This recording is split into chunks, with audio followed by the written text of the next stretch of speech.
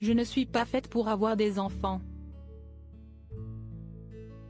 Mais j'aime beaucoup ceux des autres. Cette phrase prononcée par Jeanne Moreau, qui aurait célébré ses 95 ans ce lundi 23 janvier, résume bien la relation qu'elle a entretenue avec son fils unique Jérôme. Fruit de ses amours avec l'acteur-réalisateur Jean-Louis Richard, Jérôme a vu le jour en 1949 et a dû faire avec une mère à la fois absente pour son travail, mais aussi assez insensible à sa présence. Je ne suis pas maternelle. Mes enfants, ce sont les personnages, je leur donne vie, avait-elle ajouté dans les colonnes de l'Express. Un événement a pourtant complètement transformé l'actrice qui aimait malgré tout son fils. Lorsque ce dernier a failli mourir, si est-il lui qui est passé avant tout, et cela a réveillé beaucoup de choses en elle.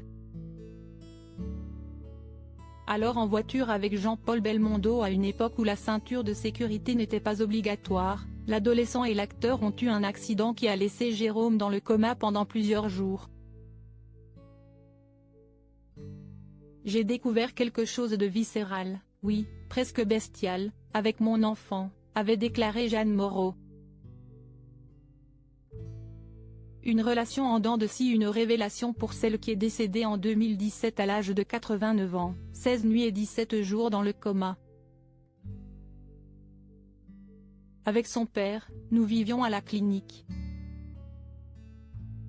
Quand je prenais ma douche, je pleurais. Il fallait que l'eau coule et mes larmes coulaient, avait-elle confié. Si ce triste accident a réveillé en partie l'instinct maternel de la comédienne, à son réveil, Jérôme n'a pas vu le changement durer bien longtemps. À tel point qu'il finira, après des années de rébellion, par changer complètement de vie en allant s'installer aux États-Unis où il est devenu artiste peintre. Quant à Jeanne Moreau, elle tombera follement amoureuse de Pierre Cardin quelques années plus tard. Un amour qui lui a donné envie d'avoir un second enfant. Mais, à seulement 31 ans, un cancer de l'utérus lui sera diagnostiqué et ce rêve restera alors à l'état de rêve. Avec le temps, ses relations avec son fils unique se sont un peu apaisées, mais elles n'ont jamais été extrêmement chaleureuses, et ce, jusqu'au décès de l'actrice. Article écrit en collaboration avec 6 Médias Crédit Photo, Anne-Gélie Rindov Garcia.